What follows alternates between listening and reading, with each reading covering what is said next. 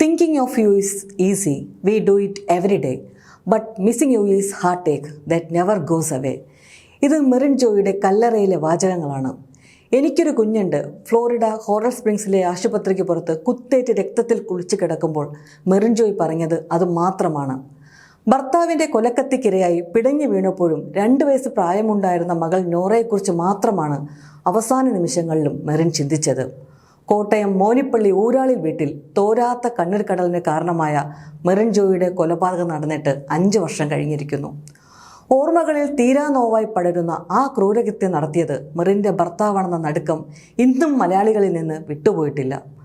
2016 ജൂലൈയിലാണ് ചങ്ങനാശ്ശേരി സ്വദേശിയായ ഫിലിപ്പ് മാത്യുവും നഴ്സായ മെറിൻ ജോയിയും വിവാഹിതരായത്. +2 വരെ നാട്ടിൽ പഠിച്ച ഫിലിപ്പ് മാത്യു ഇതിനുശേഷമാണ് അമേരിക്കയിലെ മാതാപിതാക്കളുടെ അടുത്തേക്ക് പോകുന്നത്. ഇയാളുടെ ഉപരിപഠനവും ജോലിയും എല്ലാം അമേരിക്കയിലായിരുന്നു. ഇതിനിടെയാണ് നഴ്സായ മെറിനെ വിവാഹം കഴിച്ചത്. എന്നാൽ ഇവരുടെ ദാമ്പത്യ ജീവിതം അത്ര സുഖകരമായിരുന്നില്ല. ബന്ധുക്കൾ പറയുന്നതനുസരിച്ച് മെറിനും ഫിലിപ്പും നാട്ടിൽ വെച്ച് പലപ്പോഴും വഴക്കിട്ടിട്ടുണ്ടായിരുന്നു. ഫിലിപ്പിന് അമേരിക്കയിൽ കാര്യമായ ജോലിയൊന്നുമില്ലായിരുന്നായിരുന്നു മെറിൻ്റെ മാതാപിതാക്കൾ പറഞ്ഞിരുന്നത്. മകളുടെ ശമ്പളം പൂർണ്ണമായും ചെലവഴിച്ചിരുന്നത് ഫിലിപ്പായിരുന്നുവെന്നും ഫിലിപ്പ് മെറിനെ പലതവണ ഉപദ്രവിച്ചിരുന്നതായും പലപ്പോഴും പ്രശ്നങ്ങൾ ഉണ്ടാക്കിയതായും കുടുംബം പറഞ്ഞിരുന്നു. ഒരിക്കൽ മെറിനെ ആക്രമിച്ചതിന് ഫിലിപ്പിനെ പോലീസ് അറസ്റ്റ് ചെയ്തിരുന്നു. മെറിൻ ജോലി കഴിഞ്ഞെത്തുമ്പോൾ വീട് അടച്ചുപൂട്ടിയിരിക്കുന്നതായിരുന്നു ഫിലിപ്പിൻ്റെ പതിവ്. ഒരിക്കൽ ഇക്കാര്യം പോലീസിൽ അറിയിച്ചപ്പോൾ ഉറങ്ങിപ്പോയതായിരുന്നു എന്നായിരുന്നു ഇയാളുടെ മറുപടി. 2018 ദമ്പതിമാർക്കൊരു പെൺകുഞ്ഞുണ്ടായത്. അവർ നോറ എന്നു പേരിട്ട് വിളിച്ച ആ പെൺകുഞ്ഞിൻ്റെ വരവോടെ ഫിലിപ്പിൻ്റെ പെരുമാറ്റത്തിൽ മാറ്റമുണ്ടാകുമെന്ന് പ്രതീക്ഷിച്ച മെറിനെ നിരാശപ്പെടുത്തിക്കൊണ്ട് ഫിലിപ്പ് മുൻപത്തെക്കാളും കൂടുതൽ അക്രമകാരിയാവുകയായിരുന്നു.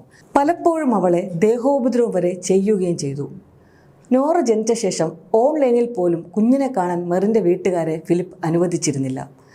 മെറിൻ നാട്ടിലെ കുടുംബവുമായി സംസാരിക്കുന്നതും ഇയാൾ വിലക്കിയിരുന്നു. 2019 ഡിസംബറിലാണ് കുഞ്ഞുമായി ദമ്പതിമാർ അവസാനമായി നാട്ടിലെത്തിയത്. ഈ സമയത്താണ് ചങ്ങനാശ്ശേരിയിലെ ഭർത്തൃ വീട്ടിൽ വെച്ച് മെറിനെ ഫിലിപ്പ് ആക്രമിച്ചത്. ഉപദ്രവത്തെ തുടർന്ന് മെറിൻ വീട്ടുകാരെ വിവരമറിയിച്ചു. നിന്നെയും മകളെയും കൊല്ലും, ഞാനും ചാവും എന്നായിരുന്നു ഭീഷണി. പിതാവും ബന്ധുക്കളും മെറിനെയും കുഞ്ഞിനെയും കൂട്ടിക്കൊണ്ടുവരാനായി ഭർത്തൃ വീട്ടിലെത്തി. എന്നാൽ ഈ സമയം കുഞ്ഞുമായി ഫിലിപ്പ് മുറിയിൽ കതകടച്ചിരുന്നു. ഏറെ നേരത്തെ തർക്കത്തിന് ശേഷമാണ് ഇയാൾ മുറിയിൽ നിന്ന് പുറത്തു വന്നത്.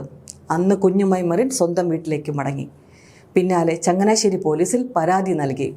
ഉപദ്രവം സഹിക്കാൻ വയ്യാതെ നാട്ടിലായിരുന്ന സമയത്ത് വിവാഹമോചനത്തിനായി മെറിൻ കോടതിയെ സമീപിച്ചത്.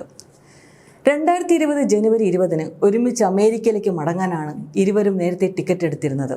എന്നാൽ മെറിൻ പരാതി നൽകിയതും കോടതിയെ സമീപിച്ചതും അറിഞ്ഞതോടെ കേസിൽ കുടുങ്ങുമെന്ന് ഭയന്ന് ഇയാൾ ജനുവരി 1 തന്നെ നാട്ടിൽ നിന്നും അമേരിക്കയിലേക്ക് പോവുകയായിരുന്നു.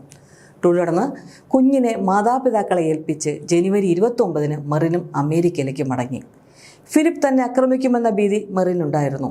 ഇത് കാരണം മെറിൻ ജോലി ചെയ്തിരുന്ന കോറൽ സ്പ്രിങ്സ് ബ്രൊവാർഡ് ഹെൽത്ത് ഹോസ്പിറ്റലിലെ ജോലി രാജിവെച്ച് പുതിയ നഗരത്തിൽ പുതിയ താമസ സ്ഥലവും കണ്ടെത്തിയിരുന്നു. 2020 ജൂലൈ 28 കോറൽ സ്പ്രിങ്ങിലെ ബ്രൊവാർഡ് ഹെൽത്ത് സെൻ്ററിൽ മെറിൻ്റെ അവസാന ദിനമായിരുന്നു. അമേരിക്കൻ സമയം രാവിലെ 8:30 ഇന്ത്യൻ സമയം വൈകിട്ട് 6 എല്ലാവരോടും യാത്ര പറഞ്ഞ് ആശുപത്രിയിൽ നിന്ന് പുറത്തിറങ്ങിയ മെറിനെ കാർ പാർക്കിങ്ങിൽ കൊലപ്പെടുത്താൻ ഫിലിപ്പ് കാത്തിരിക്കുന്നത് മെറിൻ അറിഞ്ഞിരുന്നില്ല. മെറിനെ ആക്രമിക്കാൻ ലക്ഷ്യമിട്ട് ഫിലിപ്പ് മാത്യു ബ്രൊവാർഡ് ഹെൽത്ത് ആശുപത്രിക്ക് പുറത്ത് ഏകദേശം 45 മിനിറ്റോളം കാത്തുനിന്നു. മെറിനെ തടഞ്ഞു നിർത്തിയ ഇയാൾ കത്തികൊണ്ട് നിരന്തരം കുത്തി പരിക്കേൽപ്പിച്ചു. ശരീരമാസകലം 17 തവണയോളം കുത്തേറ്റ മെറിൻ പിടഞ്ഞു വീണു. പിന്നാലെ കാറിൽ കയറിയ പ്രതിൻ മെറിൻ്റെ ശരീരത്തിലൂടെ കാർ ഓടിച്ച് കയറ്റി. ഞെട്ടിക്കുന്ന കാഴ്ചയായിരുന്നു ഇത്. ഒരു ഹമ്പിന് മുകളിലൂടെ കയറ്റുന്നത് പോലെയാണ് ഫിലിപ്പ് മെറിൻ്റെ ദേഹത്തൂടെ കാർ ഓടിച്ച് കയറ്റിയതെന്നായിരുന്നു സംഭവത്തിന് സാക്ഷിയായ ഒരു സഹപ്രവർത്തക പ്രതികരിച്ചത്. ഒടുവിൽ സംഭവ സ്ഥലത്ത് നിന്ന് കാറിൽ രക്ഷപ്പെട്ട ഫിലിപ്പിനെ ഒരു ഹോട്ടലിൽ നിന്നുമാണ് പോലീസ് അറസ്റ്റ് ചെയ്തത്. കൃത്യം നടത്തിയ ശേഷം ഹോട്ടലിലെത്തിയ ഇയാൾ കത്തിക്കൊണ്ട് സ്വയം മുറിവേൽപ്പിച്ച നിലയിലാണ് പോലീസ് കണ്ടെത്തിയത്.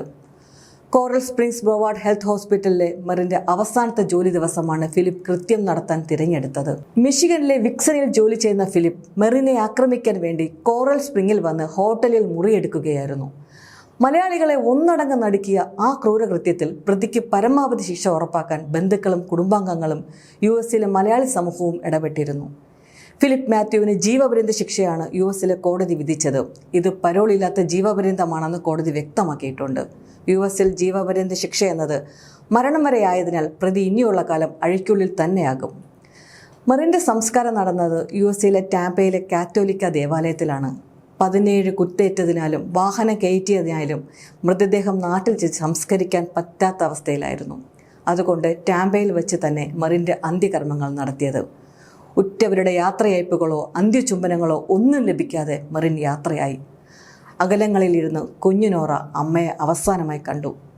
വീട്ടിൽ എഴിയുന്ന മെഴുകുതിരികൾക്ക് അരികിലുള്ള അമ്മയുടെ ചിത്രത്തിൽ ഉമ്മ കൊടുക്കുമ്പോഴും ആ 2 വയസ്സുകാരിക്ക് എന്താണ് സംഭവമെന്ന് മനസ്സിലായില്ല. ഓൺലൈൻ സ്ക്രീനിലൂടെ മെറിൻ്റെ സംസ്കാര ചടങ്ങുകൾ കണ്ടുകൊണ്ടിരുന്ന കുഞ്ഞു നോറയുടെ ചിത്രം ഒരു മായാത്ത നൊമ്പര ചിത്രമായി മാറി.